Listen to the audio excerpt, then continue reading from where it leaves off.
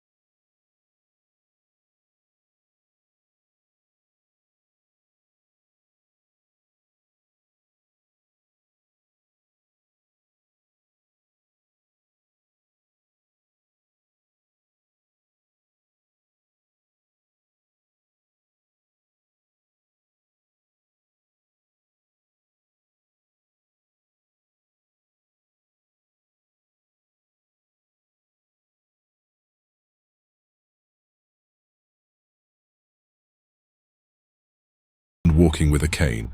Look who we got here. Daniel Reed, private detective. I have all my eyes on you, puppet. The young man said as he left. Don't mind him. Van Arden reassured Daniel Reed. Please come in. They went in and Van Arden closed the door. So, Mr. Van Arden, how can I help you? Well, Mr. Reed, I must assume you already heard about the destruction of my youngest child, Hendrik. Yes, sir, I've heard about it. What you certainly don't know is that the new leadership of the tower has a personal grudge against my house. It's been some time now that they have been sabotaging our attempts to promote a more secure environment for our family. Hendrik and his child, Julio, were the ones working on this project. Now that Hendrik is gone, this responsibility will befall on Julio alone, but he has disappeared, and that is where you come in. What makes you think he is not gone as well? We are a family of magicians, Mr. Reed. Be assured we have our own ways to know. Well, if you think it is kidnapping, did you receive a ransom note?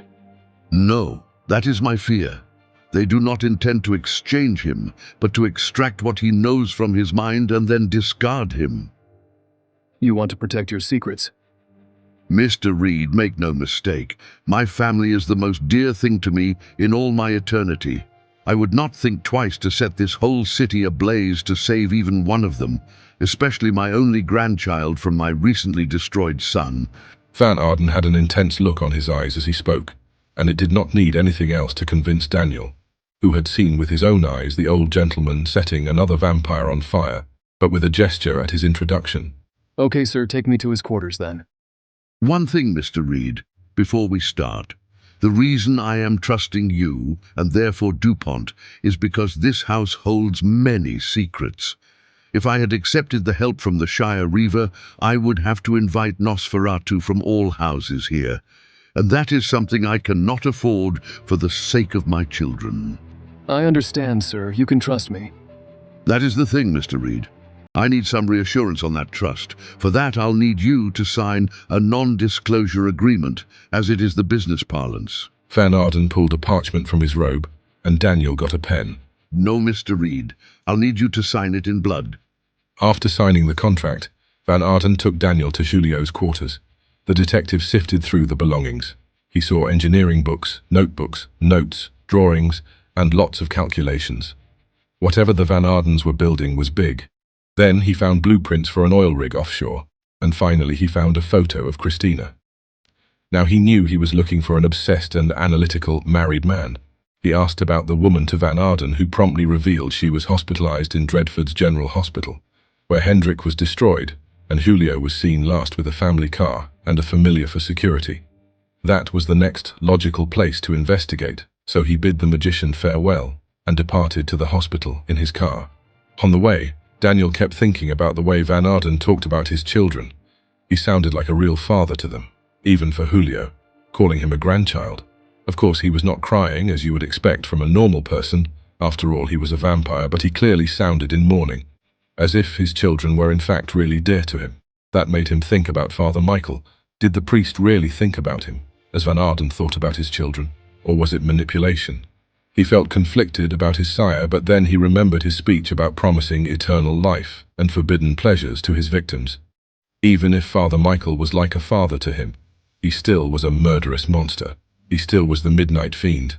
Most people have fathers, but not all fathers were like Van Arden.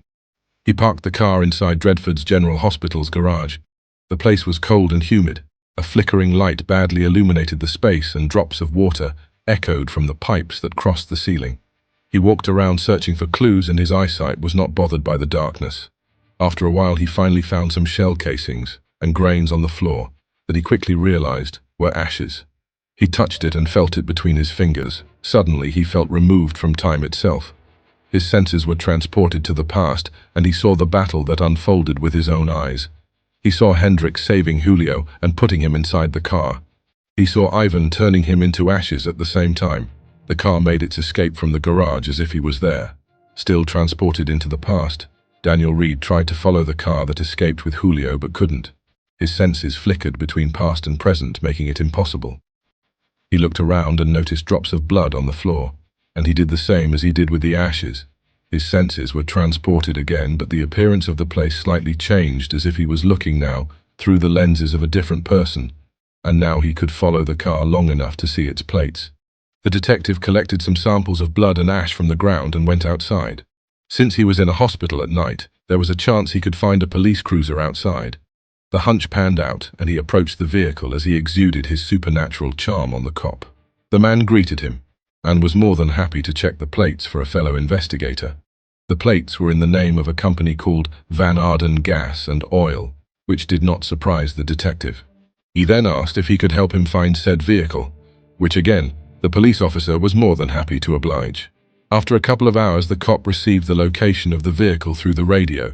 It was on the northeast of the city near the train tracks, which was recognized as territory of the Tower, as it was explained by Father Michael. Daniel asked kindly for the vehicle to be left alone, and that no further investigation should take place. The cop was more than happy to comply, and even gave Daniel his card in case he needed any help before the detective departed. Daniel arrived at his destination, parked, and started to investigate the car almost immediately. But suddenly the hunger assailed him. Since he got into the garage of the hospital, he felt that each time he used his supernatural powers, the thirst grew more, and now it was starting to feel unbearable. He looked around, and the neighborhood was completely abandoned, no one around. He thought about looking for stray dogs or rats, but remembered they could transmit diseases, and that got him frustrated. Anger started to bubble inside him, and he felt as if something ancient and evil was trying to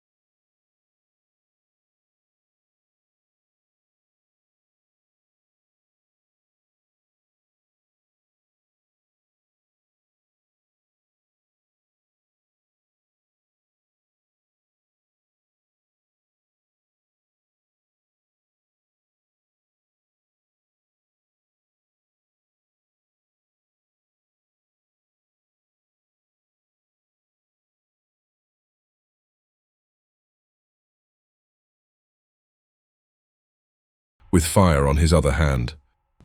So you found me, scum! He hurled another volley of magic.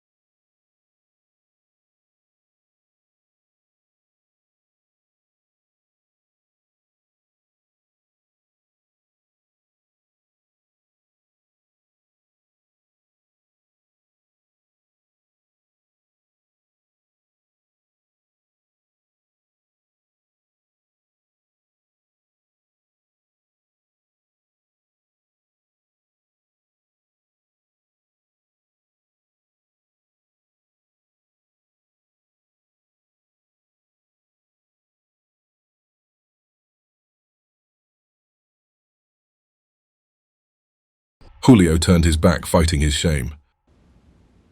When we left the hospital, he wanted to take me back home, but I convinced him we should stay. My wife was in the hospital when we needed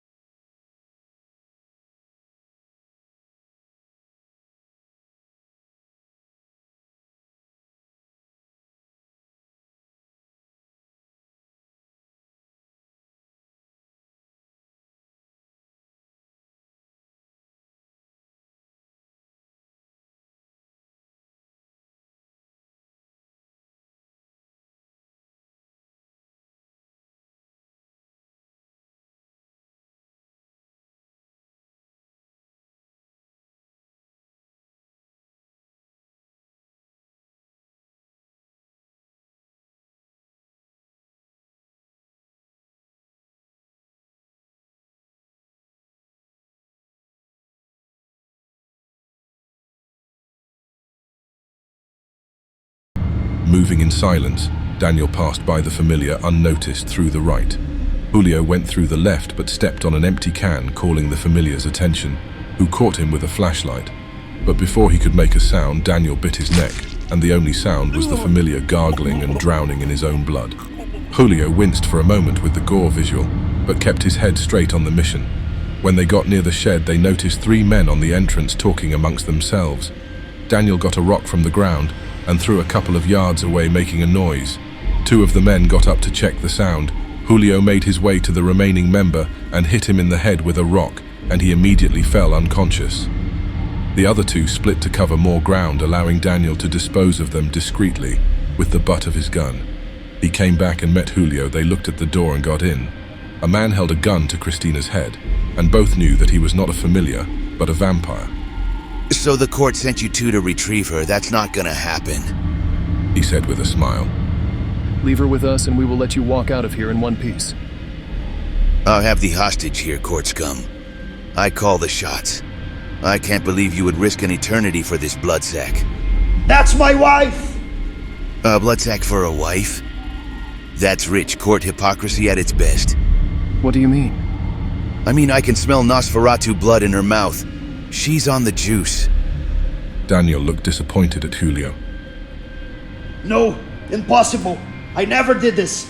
Mr. Blomkamp told me he would give her medicine. She has cancer. Christina cried in silence, visibly terrorized, and the vampire from the tower started to laugh. A tear of blood struck Julio's face. I did not know. Christina, I did not know. You are disgusting. Julio screamed in agony, pain and rage. His eyes were luminous and blood red as he set the clothes of his enemy on fire. Christina screamed bloody murder in fear. The vampire holding her hostage shot the gun to her head almost at point blank, and Daniel saw all of this in slow motion. He ran as fast as he could like an eagle diving for the kill, just in time to push Christina away, and so he would take the bullet for her instead. The vampire caught fire and turned to ashes. Christina fainted and Julio went for her. We have to get her out of here. Daniel agreed and they left. On the way back, inside Daniel's car, they were silent. Julio caressed Christina's face, bloody tears streaking his own. Daniel was silent. He thought about biting the neck of the man in the junkyard, about the familiar Julio had killed by mistake, about Christina surviving cancer on vampiric blood. What kind of fresh new hell was he living? Was all of this worth it to avoid death? Maybe not. Maybe Sarah O'Connor was the lucky one.